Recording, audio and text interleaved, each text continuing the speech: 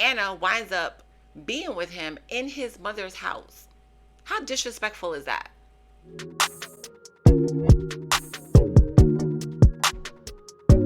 Hey guys, my name is Tiffany. Welcome to my channel. Thanks for stopping by. And in this video, I want to dissect a documentary. This video, we're going to talk about Tell Them You Love Me. It's a Netflix documentary. It came out just on Friday. So if you haven't watched it, go back and watch it and then come back to talk about it. But if you do watch this, I'm going to spoil it for you because I want to get into the aspects of dissecting it and telling you my Pisces brain feeling on it. All right. And what I was thinking when I was watching this documentary. So in this documentary is very controversial because you have a disabled person. His name is Derek, and Derek has cerebral palsy.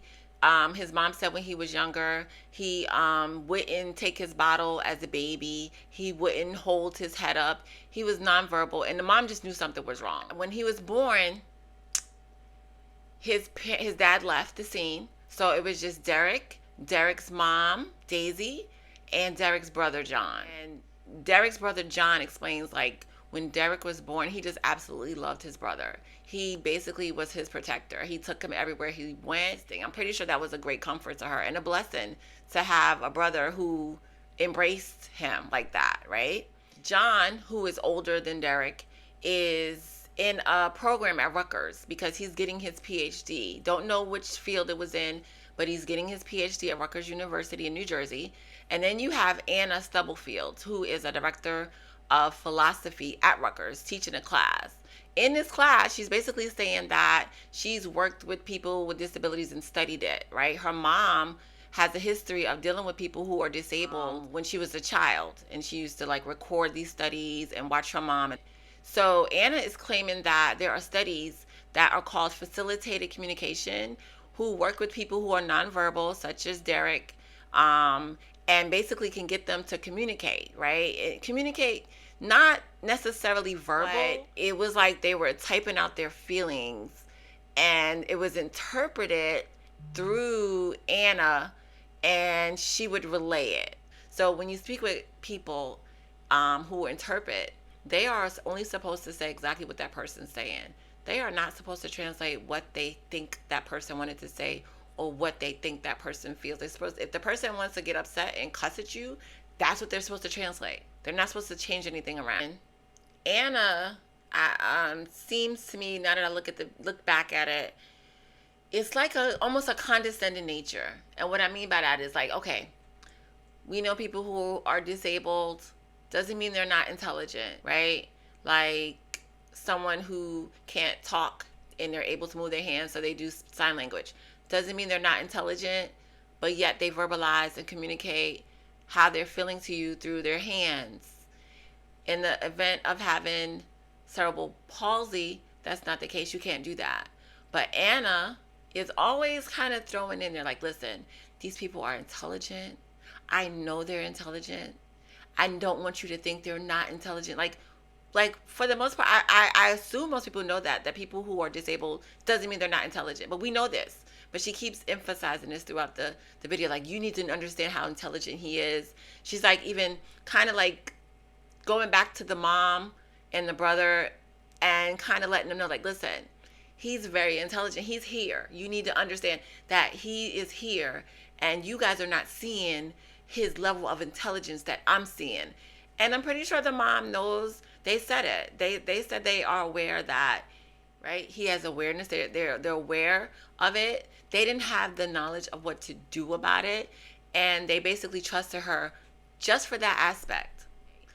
They did not put Derek in the hands of Anna to be in a relationship with him. Okay, so basically, her feelings somewhere or another, or her mind got involved, and that was she crossed the line. She is in love with him. Okay? Her feelings are twisting and turning. She's married. She can't make up in her mind what to do now. So this is all ruminating in her mind. So what I'm gathering is there's like an overtone from Anna. Like, I am the all-knowing, all information portal to people with disabilities, and I know how they need to be treated. I know that they are more intelligent than what you're perceiving them to be. I want you to look at them differently. Does that make any sense? That's what I'm gathering. As if other people are not looking at them in a proper way. It seems like she is like, I'm the all knowing of this study because my mom used to do it and I did it as a kid. And as a kid, I walked with crutches and I was blindfolded, and my mom was around it again. So I know this stuff and you don't. That's what it feels like from her. When it got to that facilitative communication, and she was like, oh, he got to a point where he wanted to experience love. And then she's like, well, I can do that for you. That's when I was like, oh no. And I stopped the video because I was like, what? What did you just say? Because you're a teacher. Still, as a teacher, she has a responsibility and a duty to not cross that line. Anna winds up being with him in his mother's house. How disrespectful is that? Like, you want to get your own place, right? That's what you talked about, getting your own place. Do that first. Like, let's just leave it and say, do that first. But you're gonna wait. The mom goes to church, and then you have this environment where you're with him in his house and the mom is not there, and then you have sex with him. Mom Daisy said that Anna said to her that he is a man in every sense of the word. So to say that to someone's mom is totally absurd. I'm not gonna tell someone's mom that your son is a man in every sense of the word. That sounds so, it's just disrespect. All of this thing is so disrespectful. They came to a conclusion that they were like, you know what, we just want you to leave our son alone, right? But it appears based on the documentary, she wouldn't. They had this phone call that her mom's recording her, and I'm pretty sure John or whoever were like, listen, this needs to be recorded. They're really smart, and it's recorded that she's calling like, hey, I want to go over this situation. Like, she's pushing it a little bit too far. And then Anna comes to the point where she reaches out to the place that he was being facilitated and lets them know, like, they're not letting me talk to him anymore. Now, mind you, she doesn't tell him why. She doesn't say because I had a sexual relationship with him and that's the reason why. It's just kind of like, well, they're not letting him make his own decisions. It's very manipulative.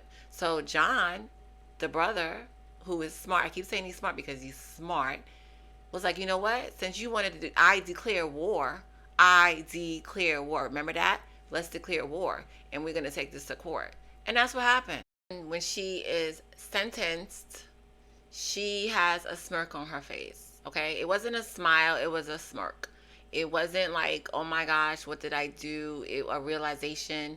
It was like, so the problem is that when they reevaluated D-Man or Derek, the person who had reevaluated him found out that he cannot do things on his own. He's highly dependable upon other people. So when the guy reevaluated him, they put down the pictures, and he wasn't really dealing with the pictures. Like, so the facilitated communication deals with assisting them. So like, you hold up the letters so they can point to them, but you're holding up their arm, right? They can't hold up their arm because they're probably shaken because of the cerebral palsy, various types of it, and you're guiding them.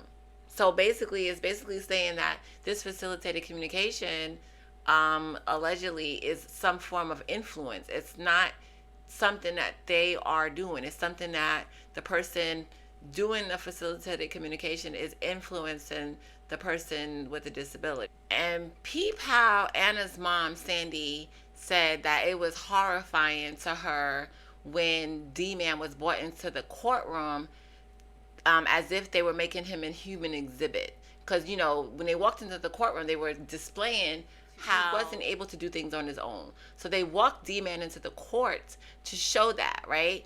And Anna's mom was like, it's horrifying to me that they were making him as a human exhibit. Yet, she would have disability conferences and put him on stage.